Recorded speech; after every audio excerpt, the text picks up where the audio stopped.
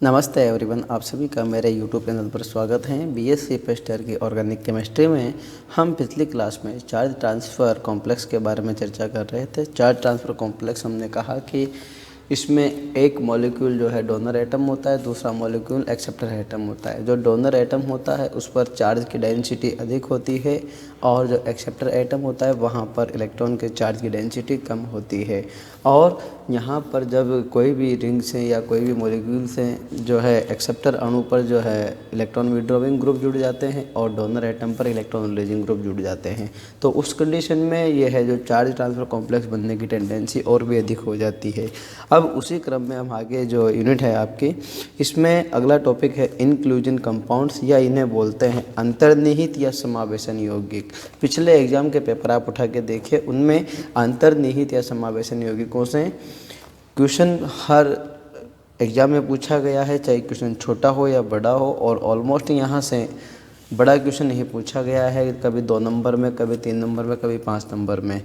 तो जो inclusion compound होते हैं, इन कंपाउंड्स को भी हम 2 भागों में डिवाइड करते हैं, क्लेथरेट कंपाउंड और चैनल या कैनाल कंपाउंड्स। अंतर्निहित देखो नाम से ही स्पष्ट है इनके कि ये इस प्रकार के एक यौगिक है जिनके बीच में कोई दूसरे यौगिक या दूसरे प्रकार के कंटेंट जो हैं वो अंदर समावेशित हो जाते हैं। हम यहाँ कह सकते हैं यहाँ गेस्ट और होस्ट का रिलेशन हम देखेंगे और देखने को मिलेगा, और उसी पे के आधार पर ये कंपाउंड जो है बनते हैं। तो देखिए, सबसे पहला आपका टॉपिक है इंक्लूजन कंपाउंड या अंतर्निहित यौगिक इन्हें कहते हैं। यदि किसी यौगिक के जालक के छिद्रों में किसी अन्य पदार्थ के अणु इस प्रकार से फिट या व्यवस्थित या फिक्स हो जाएं कि वे दोनों संयुक्त रूप से एक पदार्थ की भांति व्यवहार करें, लेकिन उनके मध्य न तो किसी प्रकार का रासायनिक अभिक्रिया हो। देखो, सबसे पहले कंडीशन, उनके मध्य किसी भी प्रकार की कोई केमिकल एक्टिविटी नहीं होनी चाहिए और न ही कोई रासायनिक बंध बने, तो बने हुए यौगिक को अंतर्निहित यौगिक कहा जाता है। हम एक सिंपल सा एक उदाहरण ले लेते हैं। अपने घर पे लड्डू बनाए जाते हैं और लड्डू में हम जो है किशमिश भी डालते हैं, बादाम भी डालते हैं, दाख और काजू भी डालते हैं, कैश्यू। तो हम उनको मिक्स करके जब लड्डू बना देते हैं तो उनमें जो देखो बादाम भी होती है, उसके पार्टिकल्स, और किशमिश भी होते हैं। उनके बीच में जो है कोई प्रकार की केमिकल बॉन्डिंग नहीं होती, फिर भी वो उसके मध्य में फिक्स हो जाते हैं और दोनों मिलकर एक ही चीज़, एक ही प्रोडक्ट कहलाते हैं लड्डू। ठीक है, क्या अलग अलग से कहते हैं कि दाख लड्डू या बादाम लड्डू नहीं कहते हैं हम लोग। तो देखिए, इस प्रकार से व्यवस्थित हो जाए, फिक्स हो जाए कि वे दोनों संयुक्त रूप से एक ही पदार्थ की भांति व्यवहार करें, लेकिन उनके मध्य न तो किसी प्रकार का रासायनिक अभिक्रिया हो और न ही कोई प्रकार का रासायनिक बंध बने, तो बने हुए यौगिक को हम अंतर्निहित यौगिक कहते हैं या अंतर्निहित यौगिक कहा जाता है। इसमें जो मुख्य पदार्थ अर्थात जिसके क्रिस्टल जालक होते हैं उसे हम होस्ट क्या बोलते हैं, होस्ट, HOST, या ओस्ट को हम बोलते हैं अतिथेय या मेजबान। ठीक है, अलग अलग नाम से आपको कन्फ्यूजन नहीं होना है। होस्ट को अतिथेय बोलते हैं और अतिथेय को मेजबान बोलते हैं। और जिस प्रकार के अणु जिस पदार्थ के अणु उसमें अंतर्निहित हो जाते हैं, अर्थात उसके अंदर शिफ्ट हो जाते हैं, जो छोटे होते हैं आकार में या उनकी क्वांटिटी कम होती है, उन्हें हम मेहमान अर्थात गेस्ट कहा जाता है। उन्हें हम क्या कहते हैं, गेस्ट कहते हैं। अंतर्निहित यौगिक प्रमुख रूप से 2 प्रकार के होते हैं। कितने टाइप के होते हैं अंतर्निहित यौगिक आपके? 2 प्रकार के। तो क्वेश्चन यहाँ से भी पूछ लेता है वो कि अंतर्निहित यौगिक कितने प्रकार के होते हैं, या वो डायरेक्टली आपसे पूछ लेता है पिंजर यौगिकों के बारे में समझाइए, या पिंजर यौगिकों पर आलेख लिखिए, या वाहिका अथवा नाल यौगिकों को समझाइए, या वो संयुक्त रूप से आपसे अंतर्निहित या समावेशन कंपाउंड्स के बारे में पूछता है। पूरा पूछता है तो आपको दोनों बताना है, अलग अलग पूछता है तो सेपरेटली आपको एक एक बताना है। तो सबसे पहले हम बात करते हैं क्लेथरेट कंपाउंड की, या पिंजर यौगिक जिन्हें हम कहते हैं, और यह चैनल अथवा कैनाल कंपाउंड जिन्हें हम बोलते हैं वाहिका अथवा नाल यौगिक। तो सबसे पहला है आपका क्लेथरेट कंपाउंड, जिन्हें हम बोलते हैं पिंजर यौगिक। पिंजर मतलब इनकी जो संरचना होती है वो जस्ट लाइक केज होती है। केज पिंजरा जो होता है अपना, पिंजरे के जैसी होती है। इन यौगिकों में मेजबान कौन, होस्ट अणु जो आतिथ्य करेगा, ठीक है, मेजबान अणु कुछ इस प्रकार से व्यवस्थित होते हैं कि उनके मध्य एक छोटा सा छिद्र रह जाता है और मेहमान अणु इसमें फिक्स या व्यवस्थित या फिट हो जाते हैं। तो देखो जो बाहर के जो अणु हैं, मेहमान अणु हैं, अभी हम कह सकते हैं अपन जैसे टोस्ट ले लें, एक अपना टोस्ट होता है खाने का, ब्रेड होता है, ब्रेड में एक जाली सी बंधी रहती है और उस जाली में कौन है, हवा है।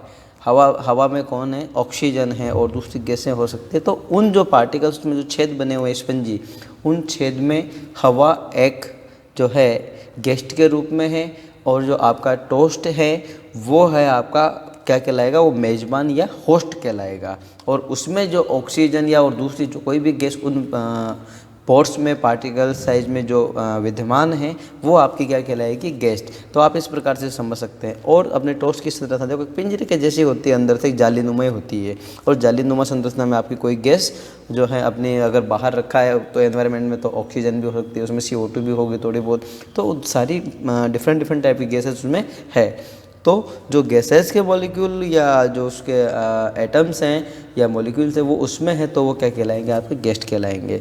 और आपका जो टोस्ट है वो क्या कहलाएगा, होस्ट कहलाएगा। ये आपको ध्यान रहे। तो देखो जो है इन यौगिकों में मेजबान अणु कुछ इस प्रकार से व्यवस्थित होते हैं कि उनके मध्य एक छोटा सा छिद्र रह जाता है और मेहमान अणु इसमें फिक्स या व्यवस्थित या फिट हो जाते हैं। सामान्यतया ये मेहमान अणु छोटे आकार के होते हैं जो जालक के सूक्ष्म छिद्रों में भी आसानी से फिक्स हो जाते हैं। हमने यही कहा कि ये जो मेहमान अणु होंगे उनके पार्टिकल साइज छोटी होगी और उन छिद्रों में जाकर ये आराम से व्यवस्थित हो सकते हैं। ये कोई सॉलिड पार्टिकल्स हो सकते हैं, ये गैसीय पार्टिकल्स हो सकते हैं, ठीक है। क्लेथरेट यौगिकों में मेजबान तथा मेहमान अणुओं के मध्य किसी प्रकार की कोई अंतरक्रिया या रासायनिक अभिक्रिया, देखिए सबसे महत्वपूर्ण बात है, किसी प्रकार की अंतरक्रिया रासायनिक अभिक्रिया संपन्न नहीं होती है। ये महज तब बनते हैं जब मेजबान अथवा होस्ट की क्रिस्टल संरचना बनते समय वहाँ पर मेहमान अणु उपलब्ध हो। तो देखो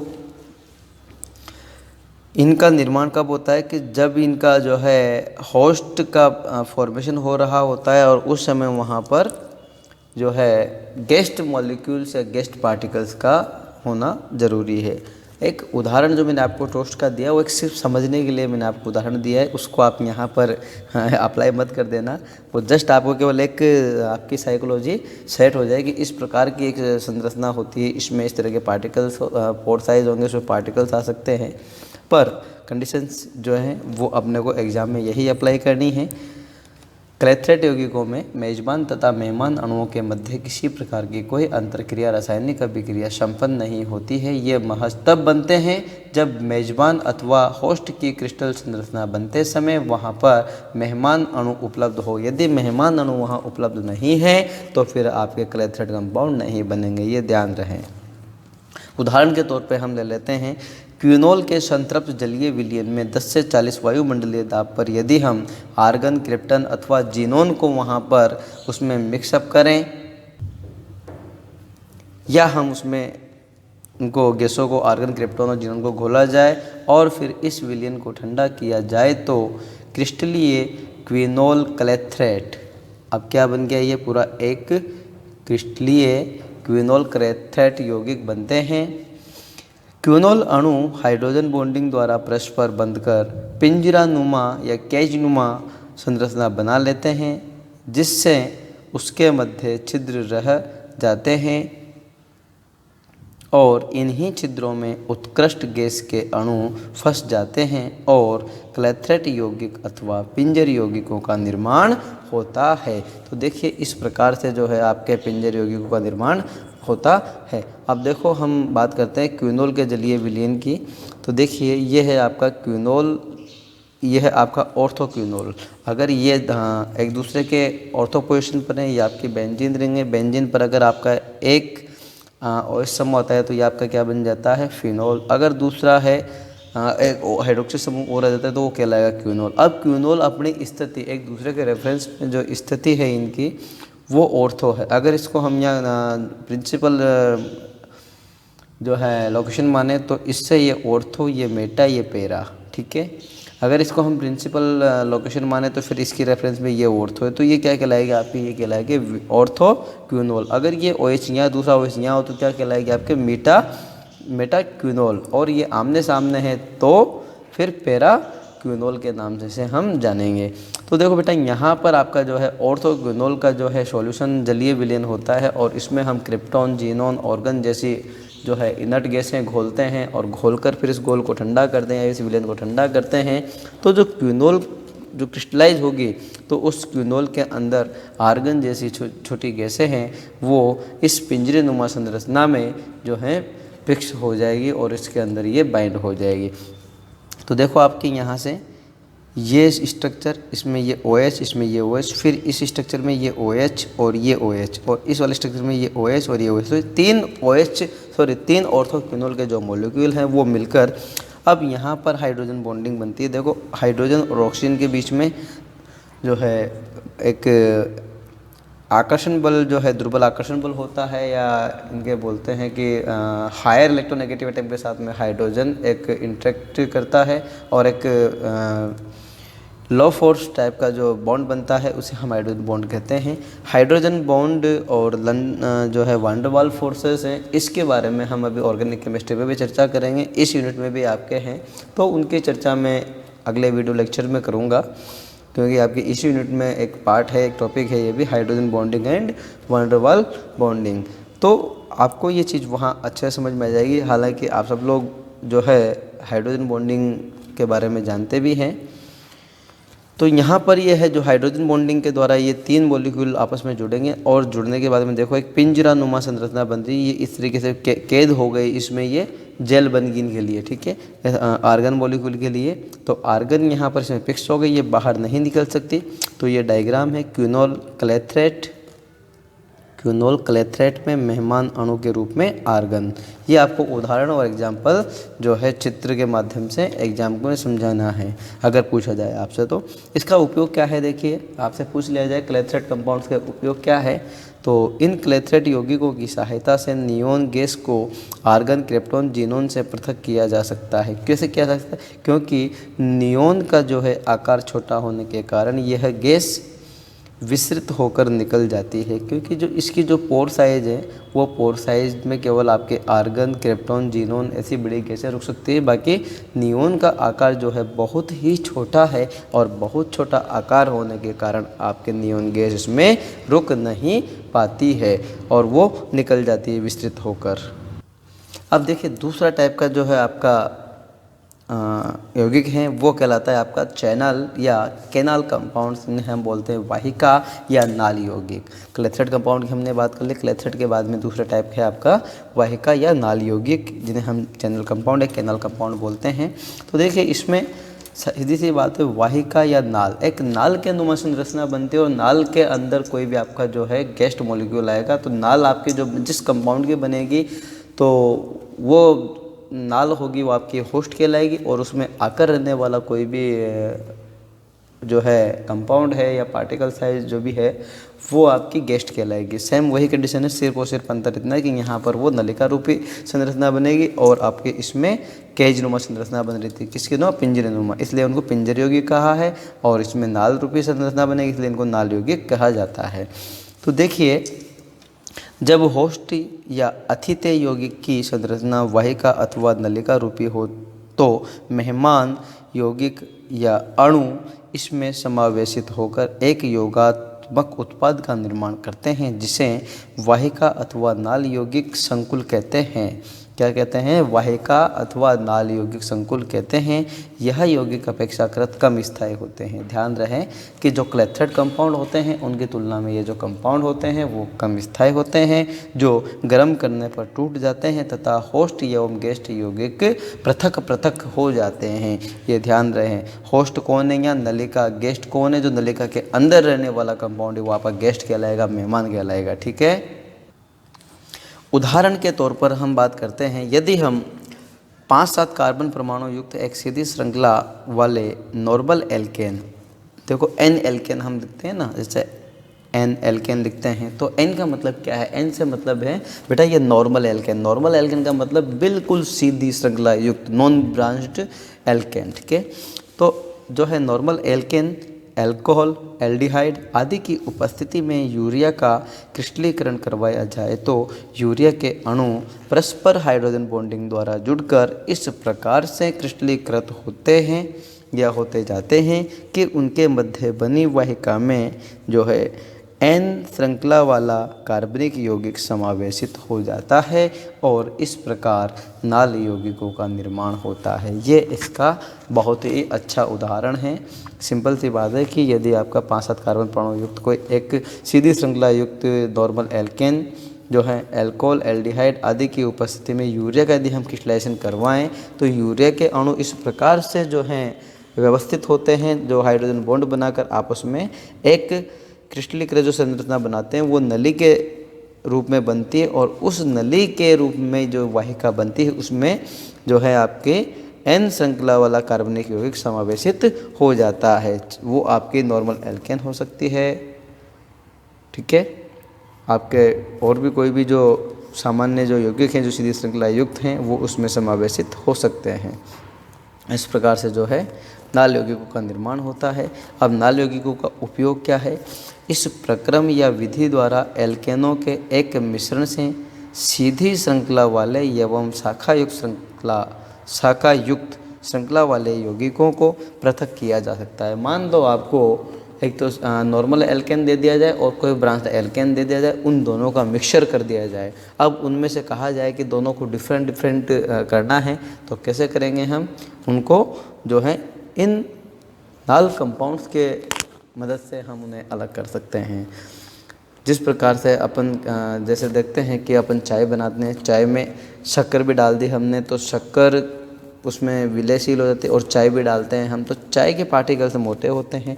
अब हमसे कहा जाए कि इन्हें अलग करो तो हम एक एक हाथ से तो उठा नहीं सकते हैं उन्हें, फिर उसे अलग करने के लिए हमें छलनी की आवश्यकता होती है। जैसे हम छलनी में डालते हैं तो दूध और जो है चाय अपना जो लिक्विड है नीचे चला जाता है और सॉलिड पार्टिकल्स जैसे चाय की पत्ती वगैरह वो आपके ऊपर रुक जाती है।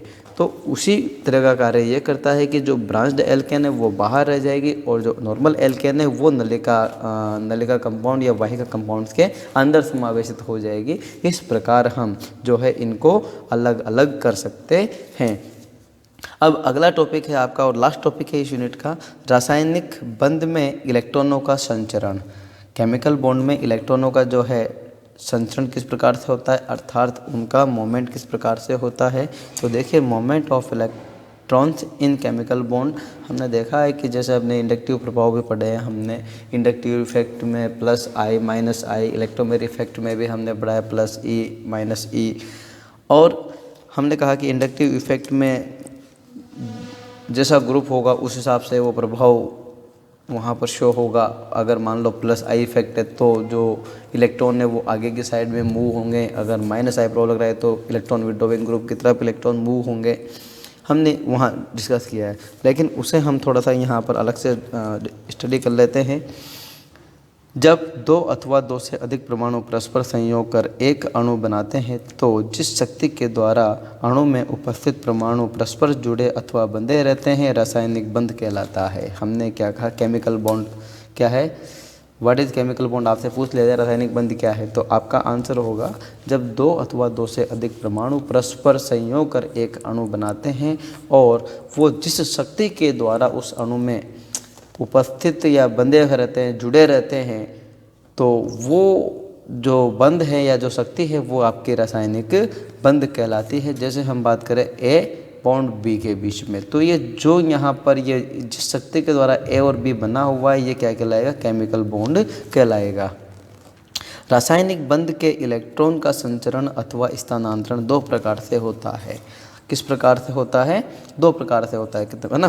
क्रूड एरो नोटेशन जिसे हम बोलते हैं वक्र तीर संचरण, और दूसरा होता है आपका हाफ हेडेड एरो नोटेशन या अर्ध तीर संचरण। क्या बोलते हैं इसे, अर्ध तीर संचरण। आपने देखा है, देखो एक तो क्रूड तो हमने इस प्रकार से ये देखा है, ठीक है, घुमा हुआ ना, और एक होता है आपका इस प्रकार से हाफ हेडेड, आपने देखा होगा, इस प्रकार से देखा होगा, मतलब आधे सिर वाला नोटेशन, ठीक है। और एक आपने देखा होगा ये वाला फुल हेडेड एरो, ठीक है। तो जो इलेक्ट्रॉन का संचरण है वो इस प्रकार से तो केवल आपके केमिकल रिएक्शंस आगे प्रोसीड करते हैं, लेकिन इलेक्ट्रॉन या तो इस प्रकार से पूरे जाएंगे या फिर आपका ऐसे, ये हाफ हेडेड है ना। तो अगर आधा इलेक्ट्रॉन जैसे ये इस टाइप का कहाँ देखा होगा आपने, जहाँ फ्री रेडिकल बनते हैं, क्या बनते हैं, मुक्त मूलक बनते हैं, और इस प्रकार के जहाँ धनायन और ऋणायन बनते हैं वहाँ ऐसा तीर आपने देखा होगा। तो देखिए सबसे पहले हम बात कर लें क्रूड एरो नोटेशन की या वक्र तीर संचरण की, ठीक है। वक्र तीर संचरण जो है क्रूड एरो नोटेशन, जब किसी सहसंयोजक बंध का विखंडन इस प्रकार से हो कि साझे का इलेक्ट्रॉन युग्म बंधित परमाणुओं में से किसी एक परमाणु के पास आ जाए तो इसे विषमांश विखंडन कहते हैं। इसके हम हेट्रोलाइटिक क्लीवेज कहते हैं। क्या बोलते हैं, हेट्रोलाइटिक क्लीवेज या विषमांश विखंडन। इस स्थानांतरण का एक वक्र तीर के द्वारा प्रदर्शित किया जाता है। इस प्रकार संचरण इस प्रकार संचरण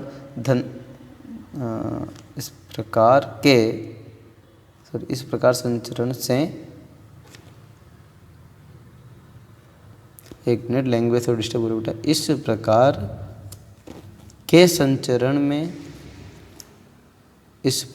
के संचरण में धनायन तथा ऋणायन प्राप्त होते हैं, ठीक है। जैसे आपका ए बॉन्ड भी एक आपका कंपाउंड है और ये बॉन्ड देखो फुल हेडेड वक्र तीर से इधर आ रहा है, हेट्रोलाइटिक क्लीवेज हो रहा है, ये आपका रिएक्शन शो करता हुआ जो है एरो। तो यहाँ पर इलेक्ट्रॉन ए के पास से जा रहे हैं तो ए पर धनायन आ जाएगा, और इलेक्ट्रॉन बी के पास जा रहे हैं तो यहाँ ऋणायन आ जाएगा। तो ये बन गया आपका केटायन और ये बन गया आपका ऋणायन। उसके बाद आपका अगला दूसरा टॉपिक है हाफ हेडेड एरो या अर्ध सिर वक्र तीर, ठीक है। अर्ध सिर वक्र तीर, जब सहसंयोजक बंध का समांश या होमोलाइटिक विखंडन होता है तो बंध का एक इलेक्ट्रॉन प्रत्येक या दोनों परमाणुओं के पास चला जाता है। इलेक्ट्रॉन के इस प्रकार के संचरण या स्थानांतरण को अर्ध सिर वक्र तीर द्वारा प्रदर्शित किया जाता है। वो कुछ इस प्रकार से आपका होता है, ठीक है बेटा। ये देखिए ये आधा सिर इसके हैं, ठीक है। इस प्रकार के संचरण में सदैव दो मुक्त मूलक प्राप्त होते हैं। मैंने अभी कहा है कि जहाँ फ्री रेडिकल फॉर्मेशन होगा वहाँ पर होमोलाइटिकली क्लीवेज होगा, तभी ऐसा जो है आपके फ्री रेडिकल्स का निर्माण होगा। तो देखिए आपका ए और बी के बीच में एक कोवेलेंट बॉन्ड है और इस बॉन्ड में जो साझेदारी दो इलेक्ट्रॉन की होती है, हम जानते हैं एक बॉन्ड में जो दो इलेक्ट्रॉन द्वारा बनाया जाता है, और यहाँ पर होमोलाइटिकली क्लीवेज होगा, अर्थात इस बंध का एक इलेक्ट्रॉन इस आधे सिर वाले तीर से आधा एक इलेक्ट्रॉन इधर आ रहा है, एक इलेक्ट्रॉन इधर जा रहा है।